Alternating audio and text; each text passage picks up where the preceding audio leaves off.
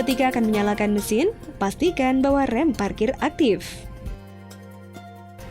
Tekan pedal rem dan pedal kopling, kemudian pindahkan tuas transmisi ke posisi netral. Masukkan anak kunci ke dalam slot kontak dan putar kunci kontak ke posisi start.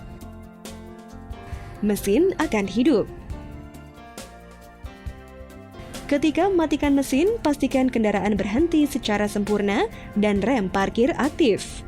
Pindahkan tuas transmisi ke posisi netral dan putar kunci kontak ke posisi off.